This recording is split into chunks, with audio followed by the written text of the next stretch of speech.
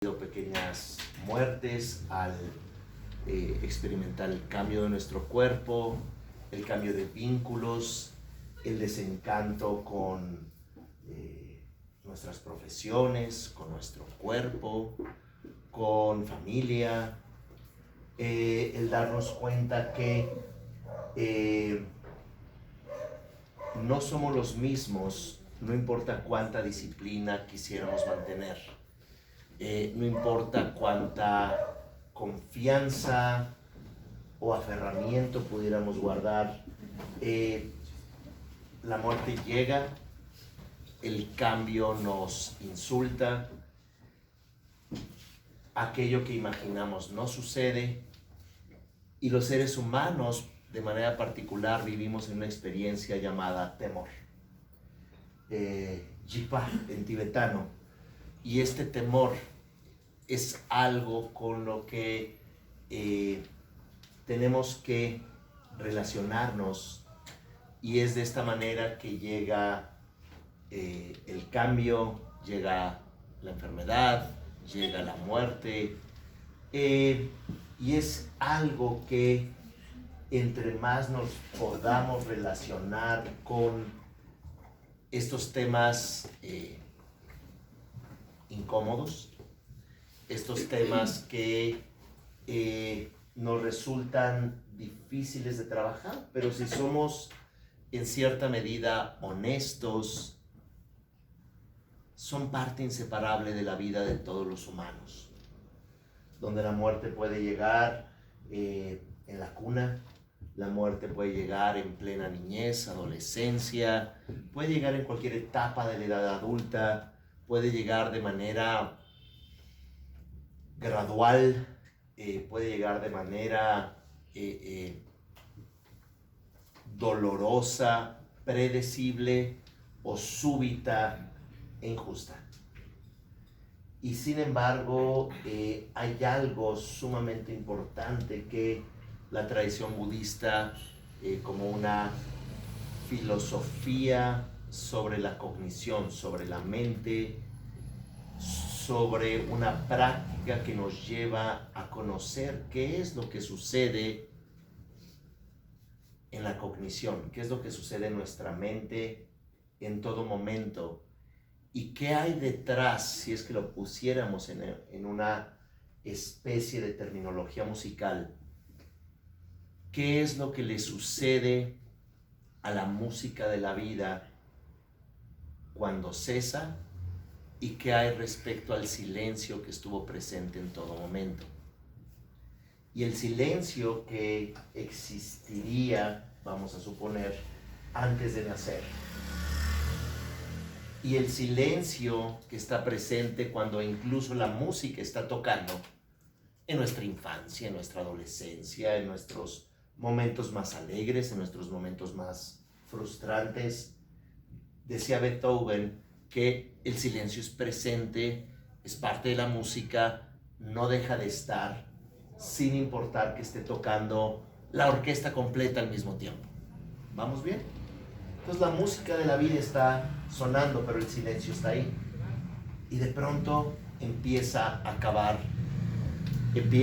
concluir, comienza a cesar la música, empezamos a morir y regresamos a ese silencio. Y el silencio no es la ausencia de, el silencio es la potencialidad. De hecho, las personas reportan que cuando hay silencio en sus mentes, experimentan los momentos más felices, más creativos. Diríamos que cuando hay menos ruido, cuando hay menos ansiedad, cuando no nos sentimos separados del otro, dicen algunos, cuando ves toda tu vida en un instante. Y es en esas instancias donde el silencio es interesante, es hasta paradójico, porque cuando hay silencio no sabes si está comenzando la pieza o acaba de concluir. El silencio es indiferenciado en todo momento, el silencio es silencio.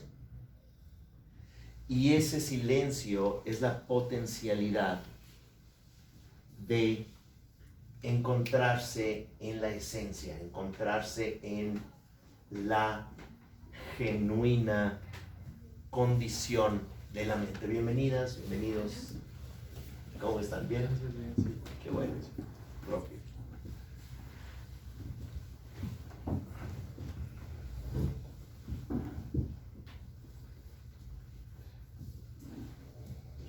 Y a los humanos nos aterra el silencio.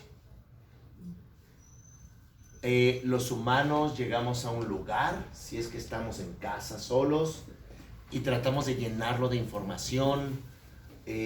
Tomamos un diario, aunque eso ya casi no existe, y tratamos de leer algo, o poner música, o tratamos de poner un podcast, y llenar.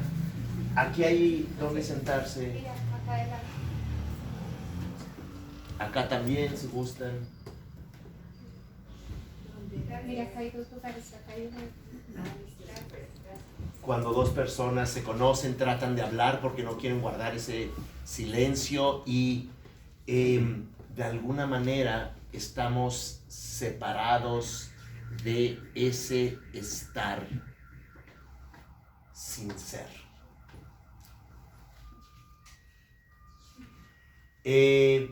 Y eso es lo que, desde una perspectiva meditativa, si ustedes imaginan a un monje zen, imaginan a un contemplativo o contemplativa de cualquier tradición mística, ascética, que se encuentra en una experiencia donde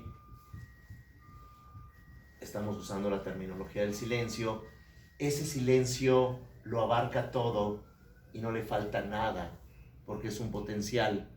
Y pareciera que todos nosotros estamos tratando de llenar nuestra vida con cosas, llenar nuestra vida de pensamientos, llenar nuestra vida con cosas que son cambiantes, llenar nuestra vida con recuerdos, con expectativas, con logros, y eso de alguna forma nos aleja de aquella característica básica humana que lo resume la palabra contemplar, que con viene de concentrare, viene de centro, y templo viene de algo sacro, de enfocarse en la sacralidad de nuestra experiencia natural, que es estar en este momento sin tratarlo de llenar con algo, sin manipular el momento, sin tratar de convencernos de algo, sin tratar de fingir o simular. De hecho, hay fases meditativas muy interesantes cuando se empieza a avanzar en ese proceso de lograr el silencio. En estas fases meditativas, la primera fase se llama Tse-Chik en tibetano. Tse-Chik, Tse significa enfocarse, Chik significa uno. Es la unipuntualidad. A la persona meditadora se le dice enfóquese en un solo punto. ¿Y por qué deberían de forzarnos a enfocarnos en un solo punto? Porque cuando no tenemos la capacidad de enfocarnos, vamos a alterarnos, vamos a, como en una especie de nuevo diagnóstico, TDA, trastorno de déficit de atención, que va de la mano de un trastorno obsesivo compulsivo, donde nada nos llena, pero no podemos estarnos quietos. Es como dice este cuento chino, el Zhuangzi, de la persona que huía de su sombra. Y estaba todo el tiempo viendo que su sombra lo seguía, entonces caminaba más.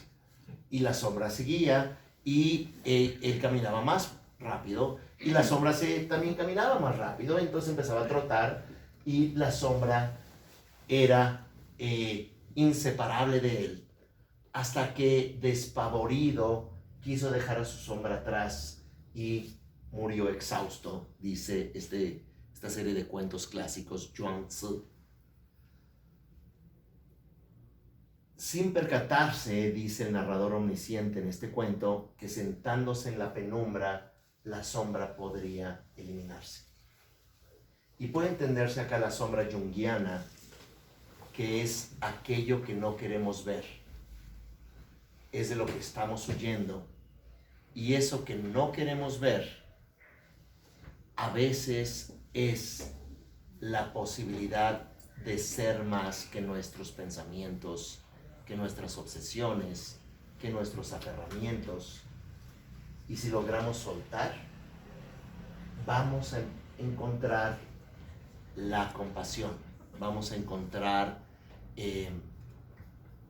la aceptación de nosotros mismos.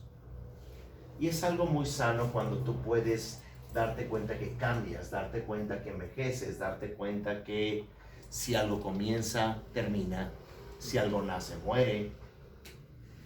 Y es un gran regalo aceptar que no estamos en control.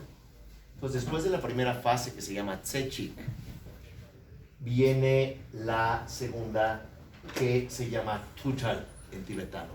Tutal se puede traducir como simplicidad. Pudiéramos usar una palabra un poco más rebuscada como no artificialidad. Pero Tutal, simplicidad, es que uno empieza a descomplicarse, que uno ya no necesita el vino a la temperatura perfecta, uno ya no necesita que deje de llover, difícil para Bogotá, uno ya no necesita que todo suceda como uno espera para alcanzar la descomplejización,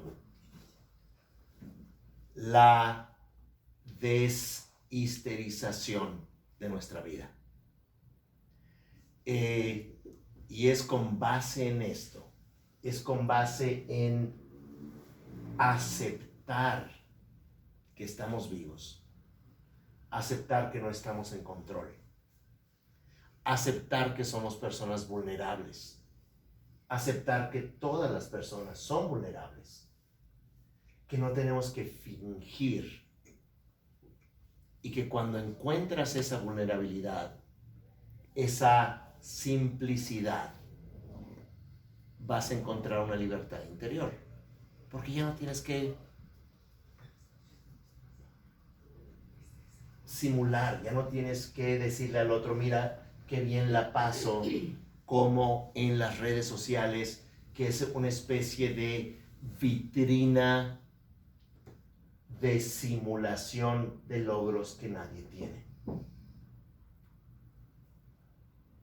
Sonrisas, hay gente que hasta se toma la foto así con timer, ¿no? Leyendo un libro, aquí compartiéndoles mi momento íntimo, sin que nadie me preocupe, ¿no? Y después, cuando uno encuentra esa simplicidad interna, no significa que te vas a vivir a la montaña como una ermitaña o un ermitaño, pero que vas a estar más en paz contigo. Ya no vas a estar corriendo como el personaje de Zhuangzi, huyendo de su propia sombra, tratando de compensar un sentido de inferioridad, llenándolo de compras, llenándolo de títulos nobiliarios académicos, llenándolo de logros y proezas físicas, llenándolo de materialismo espiritual. Perdón, estoy aquí sufriendo con él. Ya.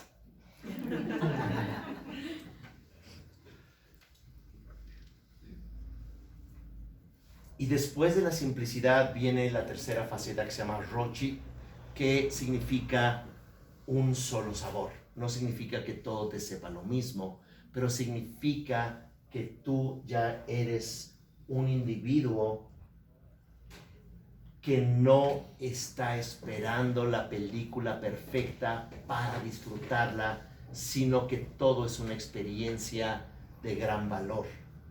Las personas, la vida, el momento, no importa cuán efímera sea la experiencia, cuán duradera, todo tiene esa frescura, porque ya no están las expectativas, ya no están los temores, ya no estás viviendo el guión de tus padres inconscientemente, ya no tienes que cargar melancolía, secretos o de alguna manera sentirte culpable porque a ti te fue mejor que a tus hermanos o a tus padres, como una especie de síndrome del sobreviviente o síndrome del éxito, donde no te sientes merecedor.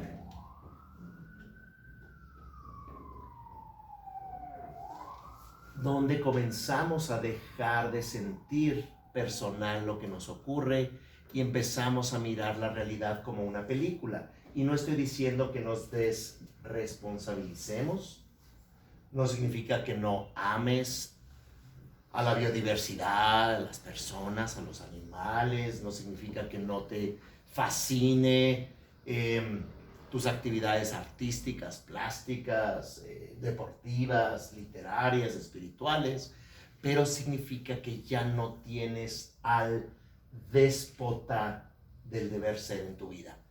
Tiene usted que ser una persona exitosa, tiene que volverse usted un genio, tiene que usted ser admirada, admirado, aunque sea que se le ponga una estatua a la codependencia. No se trata de eso. No se trata de rendir un culto a la personalidad. Significa que te caigas bien. Puro y simple, cáete bien. Deja de forzarte a ser alguien especial.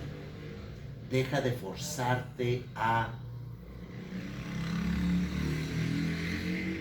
solidarizarte con el fracaso familiar, cargar a todo el mundo, ver cuán genialmente disfuncional es tu familia. Sorpresa, la familia de todos es igualmente disfuncional. Y luego, como dice el dicho, se junta el roto con el descosido. Y está bien, y llega el sentido del humor. Entonces ya la persona en la penumbra se sienta a meditar y se da cuenta que la sombra deja de estorbarnos cuando estás en paz. Y en ese un solo sabor significa que ya no vives en deuda contigo mismo. No vives en deuda con los demás. Donde honras y respetas incluso el dolor o la enfermedad del otro. ¿Por qué? Porque no somos la persona con la varita mágica para curar. No somos el carrito del supermercado para cargar los antojos de todos o las necesidades de todos, ni somos la farmacia para responder a los tratamientos o las necesidades de los demás. Y es en ese un solo sabor, en esa tercera faceta, donde te percatas de el gran valor que tienen todas las personas y que cada persona está de alguna manera proyectando su propia película y uno no puede, acá hay un lugar si gusta sentarse.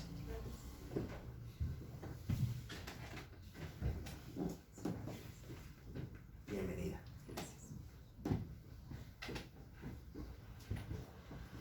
Y donde uno no se tiene que volver redentor del otro. Uno no tiene que cargar a una persona que le fue un poco más difícil la vida.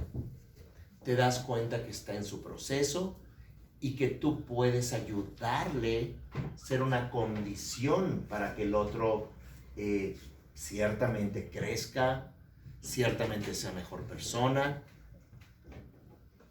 Pero no es como algunos terapeutas dicen, yo sané a esa persona. No, la persona se sana a sí misma. Incluso mamás y papás no hacen de sus hijos, no les pueden dar la felicidad, les pueden dar las condiciones para que ellos encuentren el significado de su vida, pero tú no les puedes decir, mire, aquí está el folleto con todas las carreras que hay en todas las universidades, bueno, en internet estaría, y aquí está el deber ser, y aquí está la felicidad, y no mienta, y no haga, y no se junte con aquellas personas. No se puede. Uno solo genera las condiciones secundarias para que uno pueda trabajarse. Es como pretender que uno va a ser feliz a su pareja. ¿Lo han intentado? Bueno, qué bueno que llegaron hoy a la charla sobre el morir consciente. No dije morir en el intento, dije morir consciente.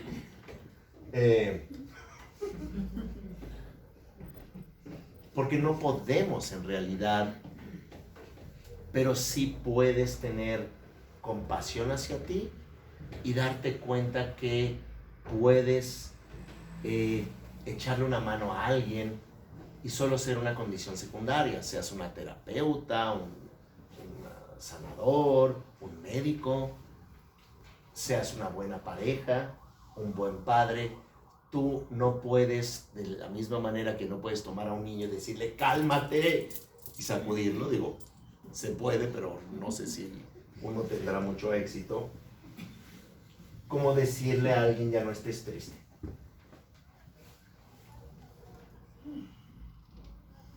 Uno comprende desde esta perspectiva que cada uno está en realidad conversando con sus propios procesos mentales, tratando de hacer sentido, y que el vínculo puede ayudarnos, y más en un contexto espiritual, a que las personas reconozcan esa claridad, esa sabiduría, ese un solo sabor interior. Un solo sabor puede confundirnos con la idea de que todo te va a saber igual, pero es como tener un lente de una cámara, pensemos, muy bien desempañado y muy sensible, que puede prácticamente tomar todas las velocidades, los diferentes umbrales de luz. Entonces, con un buen lente puedes percibir o captar muchas cosas. Ese es un solo sabor, que te puedes dar cuenta de los procesos de los demás. Y puedes, mediante la compasión hacia ti, tener compasión hacia otros. La cuarta faceta se llama Mi Gom en tibetano y es la experiencia sin esfuerzo de la meditación. Ya no haces esfuerzo en que voy a meditar ahora, es decir, voy a bajarle el volumen al radio porque voy a meditar. Me refiero al radio interior. Ah, qué bien, ya estoy muy concentrado, me siento muy bien. Ya voy a salir al trabajo, voy a salir a... Por ahí hay una foto circulando en las redes de un monje tibetano budista enseñándole el dedo a un señor de una grúa. No voy a hacer el ademán, ¿verdad? Pero es decir, ya salió de la meditación y está insultando a todo el mundo. No se trata de eso, se trata que ya no distingas entre la meditación y la postmeditación. Que en todo momento te encuentres en contacto con tu cognición, con tu mente. Y que lo que sucede ya no está con expectativas y aferramientos, con temores, sino que ya comprendes que es una experiencia libre de emociones aflictivas. Y uno se puede preguntar por qué hablar de estas 4 fases de meditación del Mahamudra: Tse Chi, Chudra, Rochi, Mikom, unipuntualidad, simplicidad, un solo sabor y sin esfuerzo para meditar, cuando vamos a hablar de la muerte. Pero es que, como decía el gran meditador Marpa en el año 950 en el sur de Tíbet, morir es despertar un poco cuando uno se percata que es la muerte. La muerte es un cambio de estado. La muerte es como cambiar de ropa. Y como vuelvo a parafrasear a los poetas que una despedida es como morir un poco, cuando tú te encuentras en contacto con tu cognición, claro que vas a tener sentimientos, claro que vas a amar, claro que vas a extrañar, pero tú sabes que tu mente no es algo que se vaya a caer en un abismo cuando mueras. Cuando estudiamos las leyes de la termodinámica sobre la energía, que esta no se crea ni se destruye y está en constante transformación, y observas que tu mente, incluso desde la neurociencia, es energía, ¿cómo puedes pretender que al morir la mente va a desaparecer y va a dejar de existir? La mente solo va a cambiar de estado, la mente solo va a cambiar de experiencia. Y eso es algo que históricamente dicho, los contemplativos budistas, desde un estudio sobre la mente, que de hecho budismo es una palabra occidental para la terminología Buda Dharma, y Buda no es un individuo, sino es un estado cognitivo despierto. Dharma significa metodología para reconocer el estado cognitivo despierto innato en todos los seres. Y desde el comienzo, el Buda, como se le llama históricamente, era un individuo tan dolido por la existencia como cualquiera de nosotros.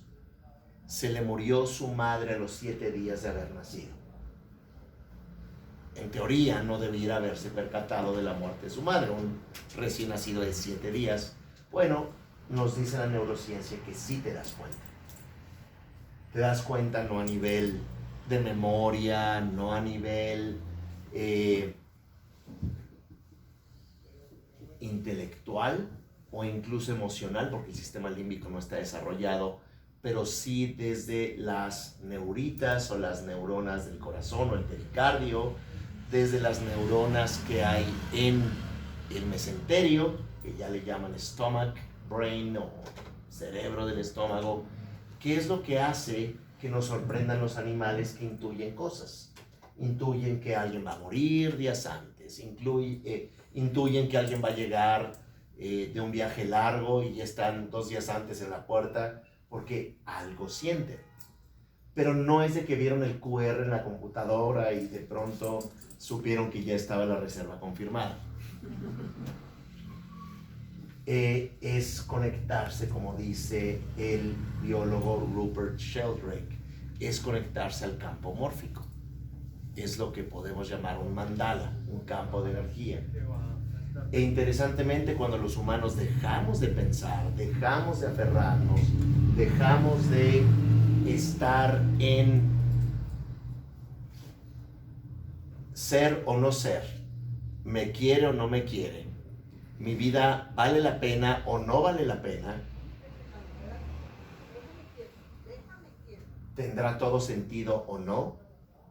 Cuando dejamos de estar obsesionados por el control y por la sobrevivencia del ser imaginado, como decía Jacques Lacan, el yo imaginado, el yo que sale del almacén, de la tienda y se pone su saco o se pone su vestido y como lo vio en una película se siente como la actriz o el actor y se está imaginando a sí mismo. Todo el tiempo nos estamos imaginando en múltiples conversaciones imaginadas y se nos olvida, como dice Rupert Sheldrake y como dice Gabor Maté, psiquiatra, autor, conferencista, sobre la parte intuitiva que nos conecta a la vida más allá de lo que pensamos. Y es por eso que los humanos tenemos que hacer un esfuerzo en la meditación. ¿Por qué? Porque si no, está la ardilla todo el día diciéndote que no eres suficiente, que te falta esto, que ya te salió otra cana. A mí todavía no me sucede eso, pero que ya te falta esto, que te falta aquello, que ya abrieron este nuevo curso, igualmente ya con esta nueva formación o con ya este nuevo hito en tu vida lo vas a lograr y todo el tiempo tenemos al policía o al déspota de nuestra identidad tratando de sobrevivir. O de pronto te llega una nueva oportunidad, una nueva propuesta laboral, profesional, o incluso una nueva amistad, o una experiencia amorosa. No, ¿y tú quién eres? Tú no te lo mereces. ¿No recuerdas que no sirves para nada? Y que estuviste 10 años en esa relación sintiéndote que te iba muy mal, pero que no te merecías otra cosa. Entonces tenemos a esa ardilla, a ese tirano, a ese déspota inconsciente, tratando de sobrevivir a los pensamientos, a los recuerdos, a la idea fantasiosa, fantástica de tratar de ser alguien. Y dirían en el budismo, bienvenidos al samsara, que es la rueda de la existencia que no te da ningún refugio, porque es como tratar de saciar tu sed, dirían en los textos clásicos budistas, con agua de mar, pero localmente diríamos con aguardiente. Tratar de saciar la sed con aguardiente se vuelve complicado. Dicho todo esto, cuando a través de estas fases de la meditación vamos reduciendo el ruido, vamos eliminando la construcción ilusoria, artificial, forzada, y vas llegando a un estado de potencialidad, de aceptación, de claridad, de sentido del humor, de gratitud, es cuando comienzas a tener vislumbres de despertar y te das cuenta que el despertar no es algo que tengas que lograr con grandes acciones religiosas y grandes sacrificios y solamente tienes que contactar con tu esencia, con tu genuina condición. Como dirían algunos maestros clásicos, lo que está mirando a través de tus ojos, escuchando a través de tus oídos, lo que estás sintiendo más allá del texto de este proyecto fallido de identidad que somos. Su DNI, por favor, es ese. Era broma, Yo cuando se cuenta una mala broma, uno tiene que aclarar.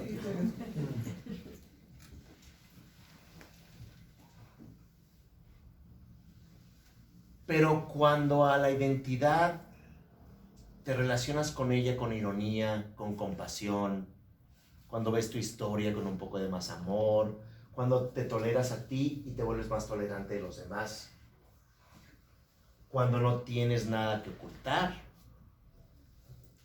es cuando pasas de la unipuntualidad a la simplicidad o no artificialidad, a la experiencia despierta de un solo sabor, y luego vas profundizando en esta experiencia que se llama más allá de la muerte. Y más allá de la muerte no es un discurso religioso sobre la otra vida y que a usted, si le gustan las cervezas, le van a dar en promoción 3x2, y si a usted le gustan las películas clásicas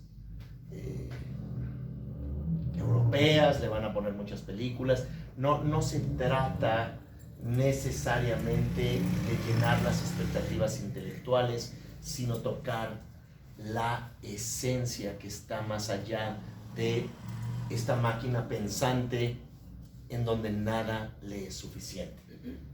Y ciertamente vive y vivimos con mucho temor.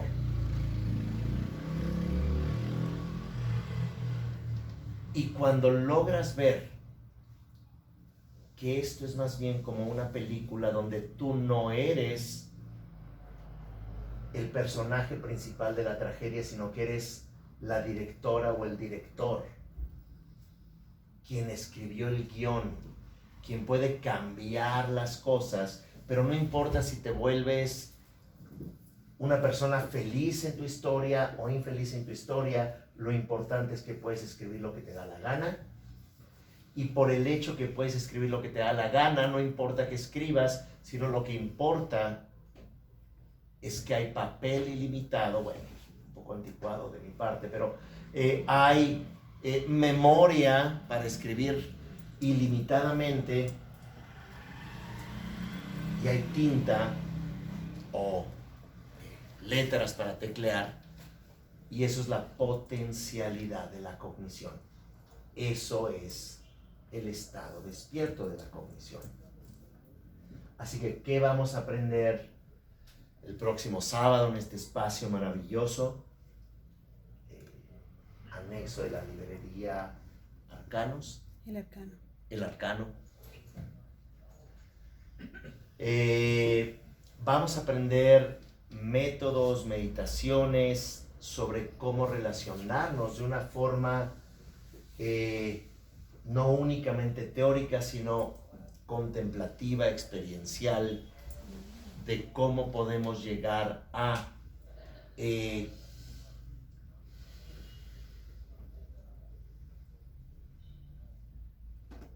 algo que dije hace algunos días en una conversación muy casual. Que se dice, o lo que mencioné es, tú ya tienes la victoria sin tener que ser tú. Victoria significa lograr, despertar en este contexto metafórico. De hecho, la palabra Buda en uno de sus epítetos es Gyalwa en tibetano, que significa alcanzar la victoria sobre la mediocridad, o Jina en sánscrito, que también significa ser victorioso sobre la ilusión de la existencia. Entonces, ya tienes la victoria sin tener que ser. Lo voy a tratar de traducir, también soy traductor del tibetano, del nepalés y del chino. ¿Qué quiere decir este lama mexicano? Aunque suene un poco trillado lo que voy a decir,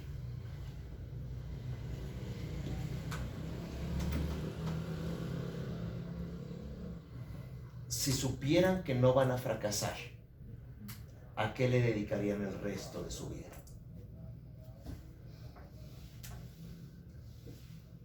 Pregúntense honestamente, diríamos en términos de película hollywoodense, donde ponen o donde pusieron el ojo, van a poner la flecha. Esto es, si supieran que no van a fracasar en aquello a lo que quisieran dedicarse. Y cuando he hecho esta pregunta retórica, las personas no saben qué responder. Porque piensan que tienen que volverse buenos para algo, tienen que ser valiosos para alguien para realmente comenzar a vivir. Y les preguntaría, ¿qué pasaría si no tuvieran miedo a vivir? ¿A qué le dedicarían su vida? Realmente. A viajar. Viajar. Y en esos viajes, Felipe, sería hacer un catálogo de todos los jacuzzis del mundo, bibliotecas del mundo, trenes del mundo. Sin tanto plan. Sin tanto plan. Pero habría un momento en que cuando se te presente una ciudad, hay museos, hay bares, hay, como hoy que regresábamos de esta mañana, vuelo de 6 de la mañana en el aeropuerto de Cartagena para acá, una conductora muy amable, nos dijo, oigan, ¿y qué van a hacer en Bogotá? Hay un parque temático, y tenía ahí el teléfono en el tablero y nos puso un TikTok del parque temático donde había troncomóvil, ¿no? Y había lanchitas y había...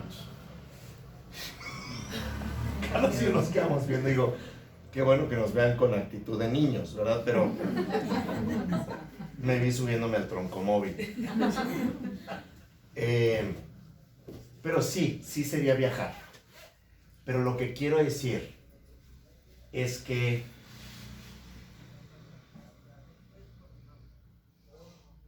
la vida es un viaje y no vas a fracasar. No importa si se cancelan los vuelos. No importa si llegas al tour y es un no tour o un detour, ¿no? Una desviación, digamos, jugando con el idioma.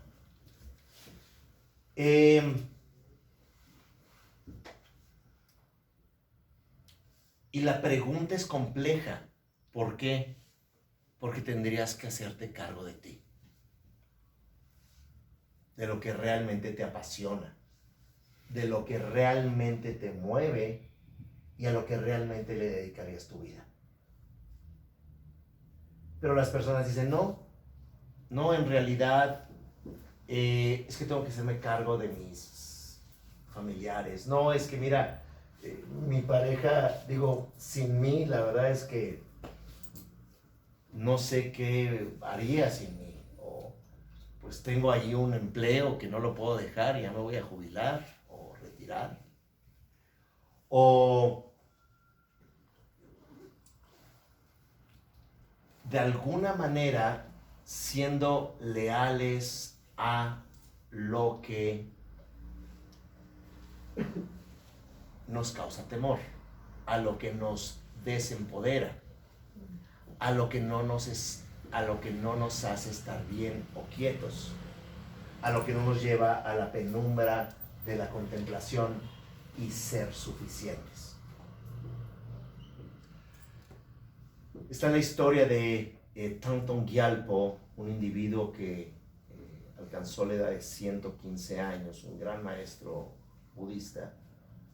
Le llaman el Leonardo del Tíbet porque era multidisciplinario, artista, sabía alquimia, meditación, era un gran ingeniero de puentes en el viejo Tíbet y en Bután, porque los puentes pueden verse muy bonitos, pero en realidad muchas personas se ahogan todavía al tener que cruzar ríos y no saber nadar, etc. Entonces, en el viejo Tíbet, con esos Himalayas, entonces hacía puentes. Y en una ocasión, Thangton Gyalpo le dijo a un selecto grupo de estudiantes, voy a darles la enseñanza de Powa. Powa es el retiro de meditación que el próximo, es decir, miércoles 31 de julio, vamos a hacer un retiro muy especial de Powa, del 31, miércoles 31 al domingo 4, que es una práctica donde a través de la meditación logras mover tu energía vital. Quienes tengan experiencia en diferentes formas de yoga o tantra, tu energía kundalini, mueves tu energía vital para que puedas desbloquear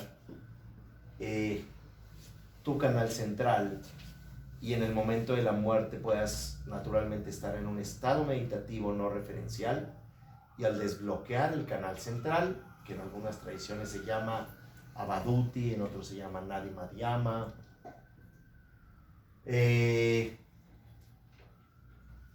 entres en un estado de claridad mental libre de temor.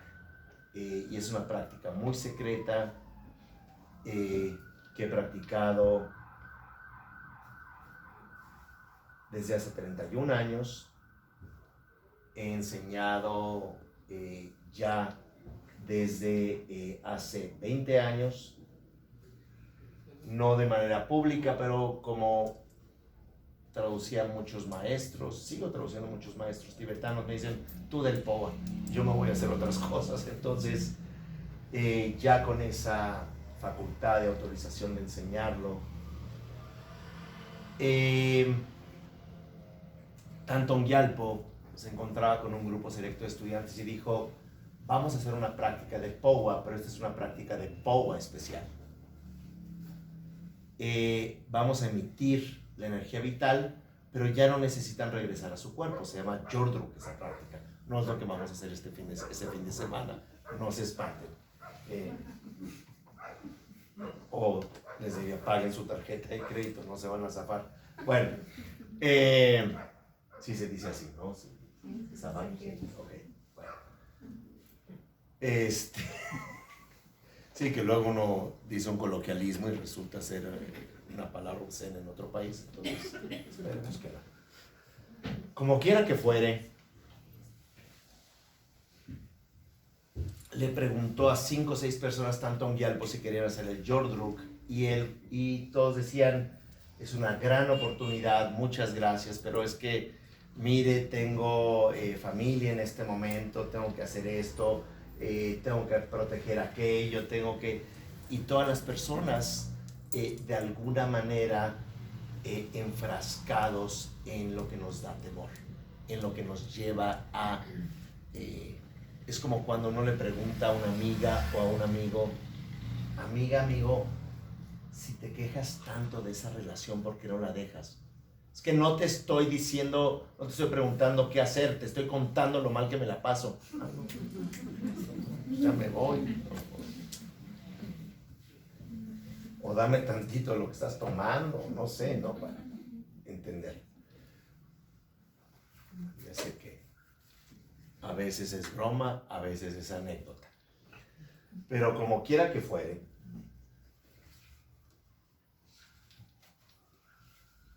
la práctica del POWA, la práctica o el conocimiento sobre el morir consciente, el conocimiento que resguarda el Karlin Shitro Bardo Tudrol, que es el llamado, con un título muy occidental, el libro tibetano de los muertos, que no es un libro, en estricto sentido no es tibetano y tampoco es de los muertos. Es algo así como la Reserva Federal, ¿verdad? Federal Reserve Bank, le llaman. La banca de la Reserva Federal.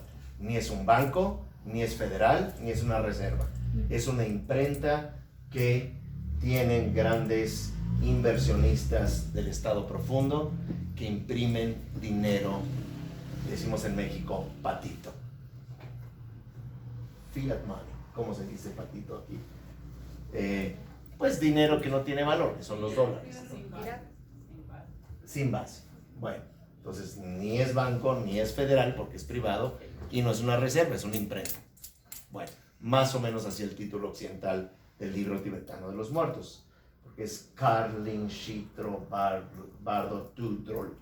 Es las enseñanzas que liberan de los estados intermedios al ser escuchados, que te lleva a conocer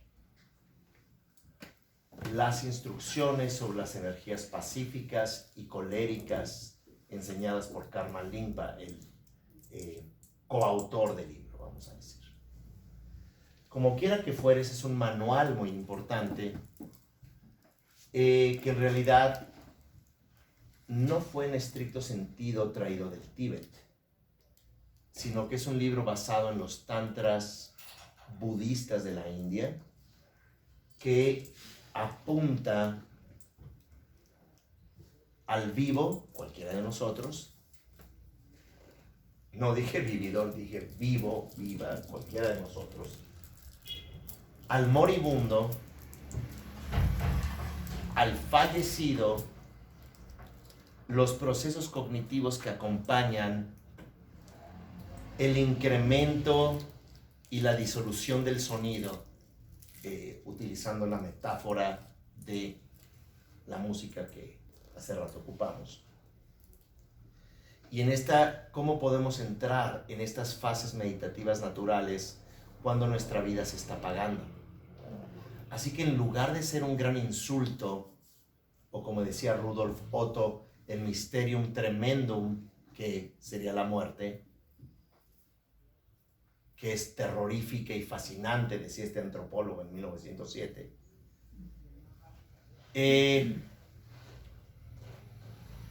Para la metodología contemplativa del Buda Dharma, es la oportunidad de entrar en fases profundas meditativas sin que necesariamente te hayas entrenado en una cueva en el Tíbet.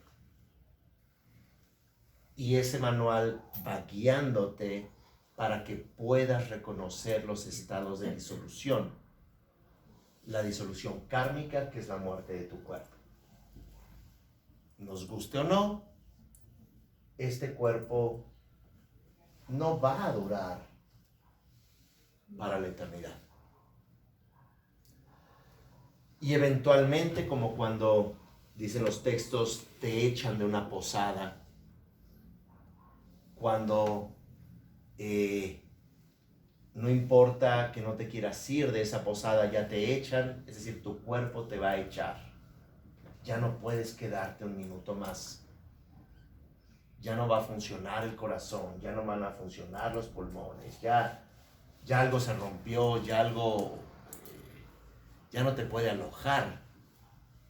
Y es cuando eso sucede que es una oportunidad contemplativa de ir disolviendo los estados más burdos de tu cognición. ¿Cuáles estados burdos?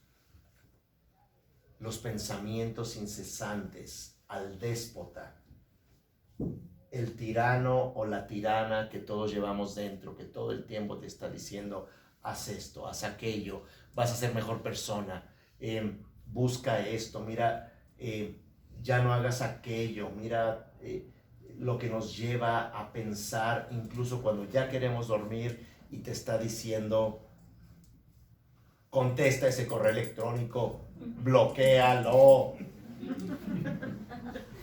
De tu mente, claro está.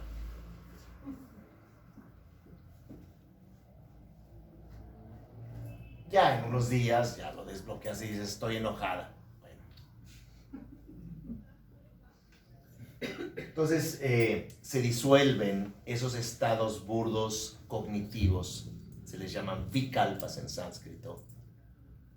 Se les compara con bloques de construcción, ladrillos, o pudiéramos decir piezas de rompecabezas, que cuando unes suficientes piezas sale la imagen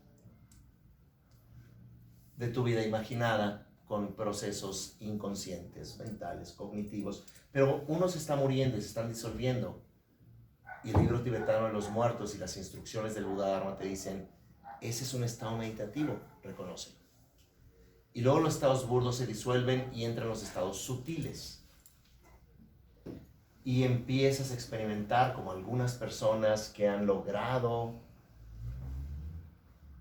tener experiencias cercanas a la muerte, y para quienes no estén familiarizados con ello, una NDE, Near Death Experiences, en sus siglas en inglés, o experiencia cercana a la muerte, ocurre por causas naturales, por lo general, y es lo más común, pudiera ser un ahogamiento, un infarto, que por medio de una resucitación médica, ya sea respiración boca a boca, desfibriladores o estimulación cardíaca, o parches de adrenalina o una inyección, de pronto la persona en la ambulancia es médicamente resucitada. Pasaron varios minutos posiblemente que falleció y entró en estados meditativos y la gente dice, vi una luz muy clara, me vi desde el nacimiento hasta ahora, no nada más vi mi vida en un instante, sino que además pude ver el efecto de mis acciones en los demás. Pude ver el tiempo hacia adelante, pude ver el tiempo hacia atrás, me di cuenta que no importaba tanto las preocupaciones que tenía. Y si piensan que esto es un poquito como ciencia barata, pueden buscar publicaciones serias, investigaciones de la Universidad de Virginia, lideradas por Bruce Grayson, Y Bruce Greyson tiene más de 40 años. Él fue discípulo de Raymond Moody.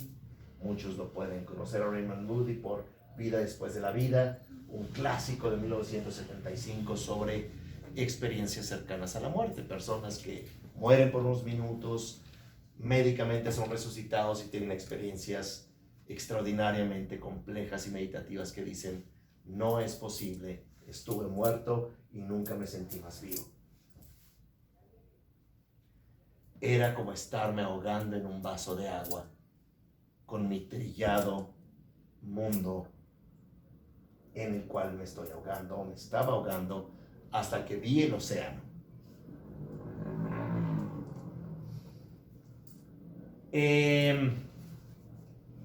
De hecho, tenemos un diplomado de tanatología tibetana en la duración de 1 año. Por aquí tenemos a varias compañeras, compañeros que lo toman en línea, otros de manera presencial. Y bueno, se leen, se hacen estas lecturas científicas, etc. El punto es que he estado en congresos con Bruce Greyson y son protocolos. De hecho, lo pueden buscar en internet: Universidad de Virginia, DOPS, Department of Perceptual Studies, una de las universidades más acreditadas de los Estados Unidos, con estudios sumamente serios sobre qué le sucede a personas que mueren, en su mayoría por 3, 5 minutos. Algunos llegan a morir 10, 15 minutos y por alguna razón no hay hipoxia, de tal manera que se mueran una gran cantidad de neuronas, lo cual ya se vuelve innecesario resucitar a una persona. Pero hay casos muy especiales. Pam Reynolds, una mujer que fue operada por un aneurisma en el cerebro del tamaño de una pelota, pues pensemos de golf, pero en el cerebro la punta de un alfiler, el equivalente a la punta de un alfiler, hace más de 30 funciones. Imagínense un aneurisma de ese tamaño. Entonces se le tuvo que vaciar su cuerpo de sangre, porque si se rompía un vasito pudiera ser fatal. Se puso su cuerpo en hipotermia, se vació su cuerpo de sangre, hizo una circulación externa y le extrajeron este aneurisma, y tuvo una de las descripciones muerta por aproximadamente, es decir, clínicamente muerta, por más de 45 minutos, y tuvo una experiencia vívida de saber exactamente qué estaban haciendo, qué instrumentos usaban, una experiencia meditativa. ¿Por qué? Porque tenemos que aceptar la hipótesis, como dice este neurocientífico Alba Noel, que el cerebro no produce la cognición, sino que la transforma. Y cuando dejamos de estar cargando el córtex órbito prefrontal para construir nuestra realidad y entras en un estado contemplativo donde no cesa la cognición, vas a encontrar esto que ahora lo estamos presentando de manera un poco más teórica, que es la genuina esencia de la cognición de cada persona. Y algo muy interesante de los protocolos Greyson es que cuando la gente tiene una experiencia cercana a la muerte, en una abrumadora mayoría, cambian de valores profundos, de core values, sobre el significado de su vida. De pronto se vuelven mucho más empáticas, mucho más simpáticas, mucho más generosas, mucho más agradecidas. De pronto son personas que dan un giro muy importante, dejando de gastar su tiempo en estupideces. Me viste mal, ¿qué tienes? Ya, ¿no?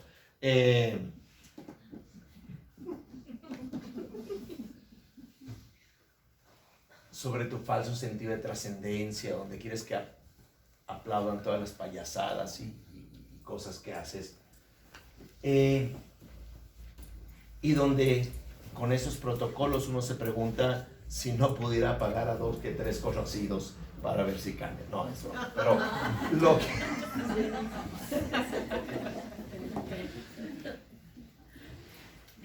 O uno mismo, no sé, ¿no? ¿Verdad?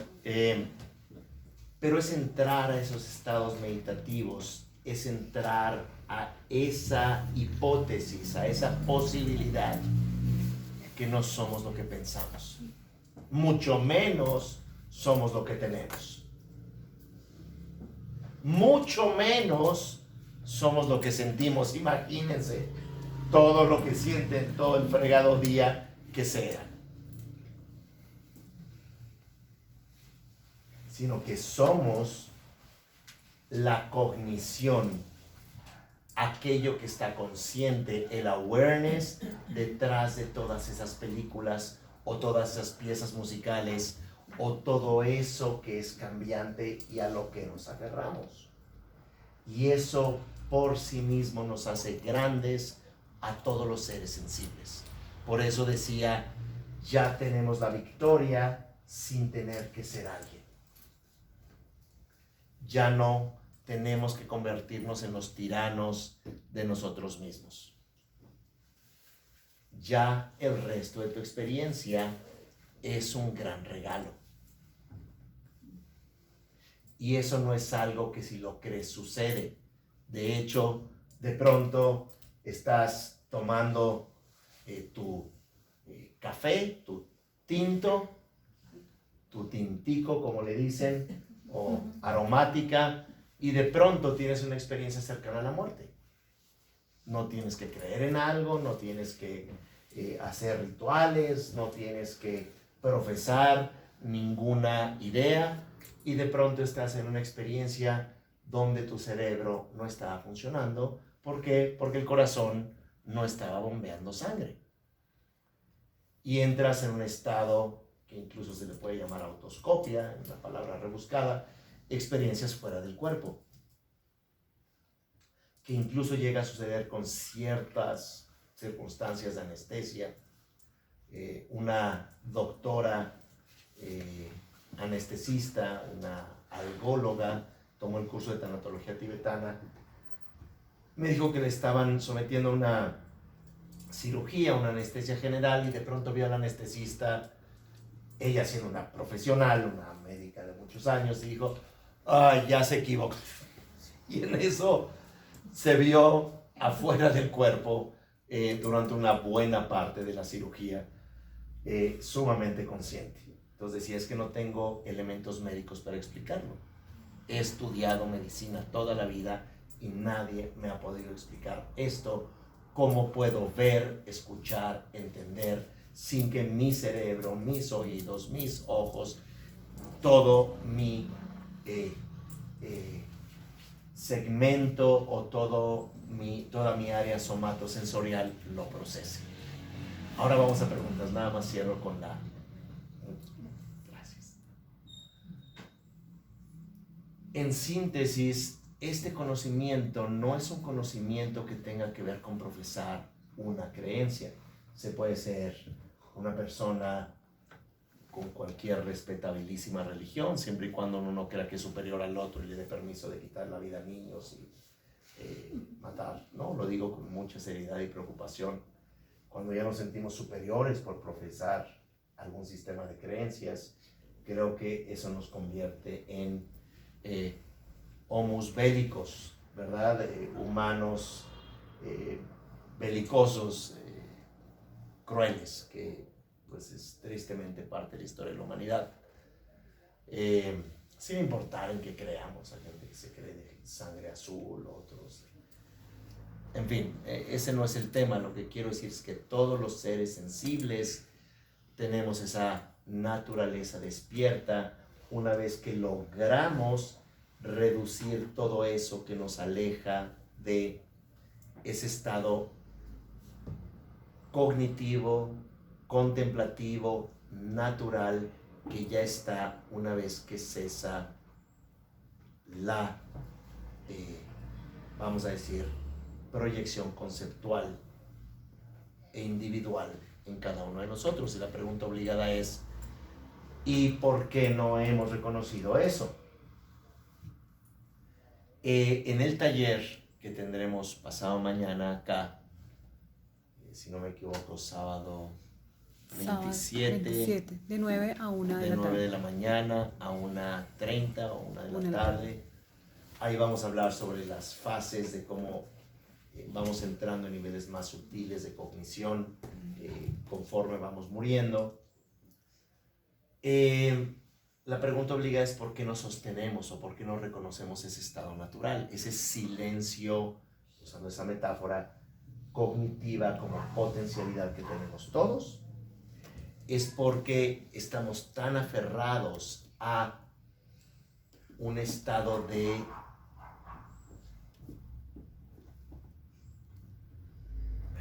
individuación, a un estado de temor, que entramos en un estado inconsciente en lugar de reconocer ese estado natural contemplativo.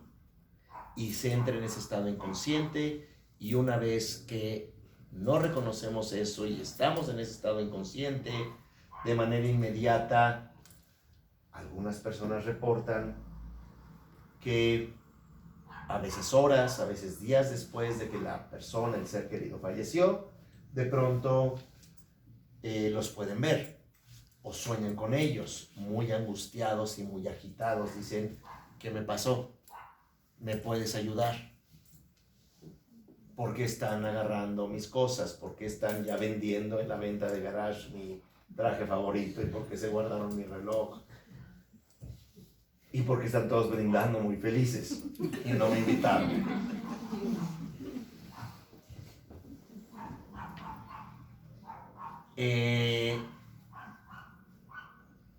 Y todo eso está descrito en el libro tibetano de los muertos como una secuela de no reconocer ese estado natural contemplativo, y una vez más surgimos con un estado de aferramiento, y es por eso que a veces las personas vuelven al lugar de trabajo, al lugar donde vivían, muy aferrados y muy confusos, y entran en aquello que se llama el intervalo ilusorio de experiencia entre una vida y la siguiente.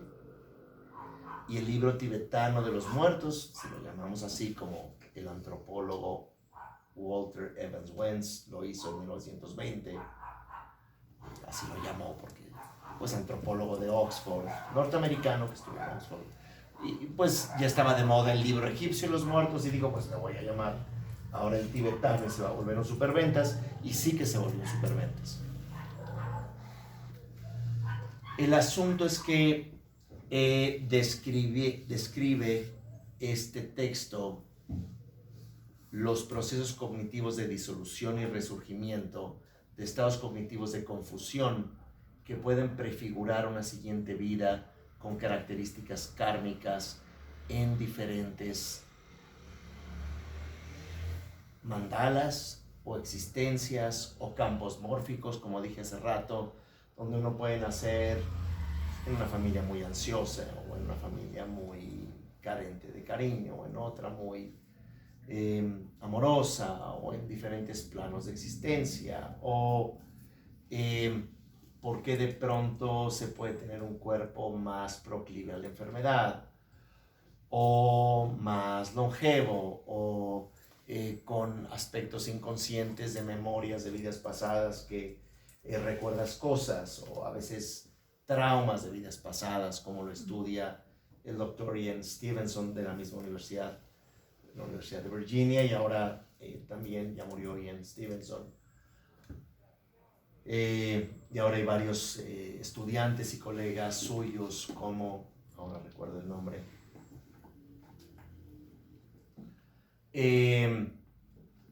bueno, entre ellos Carol Bowman, indirectamente su estudiante. Como quiera que fuere, nos quedamos aferrados a la ilusión que somos, y si bien nos cuesta mucho trabajo soltar el trauma de nuestra infancia, a veces vamos cargando cosas, no nada más de la infancia, pero de la infancia de los familiares, ¿verdad? Entonces se vuelve una suerte donde nos aferramos a la sensación de ser. Pero para ser te recuerdas a tu papá, lo hayas conocido o no. Para ser tomas aspectos de tu mamá o conozcas secretos de la vida de mamá o no. Entonces se vuelve como una especie de madeja, un estambre enredado, desde donde una vez que morimos en ese periodo intermedio llamado pardo, en ese periodo intermedio llamado, como dije, el intervalo ilusorio de experiencia, reconfiguramos nuestros procesos mentales que nos van a lanzar a otra existencia. Entonces el libro nos describe procesos meditativos de cómo podemos transformar, cómo podemos resignificar todo eso que nos construye como individuos.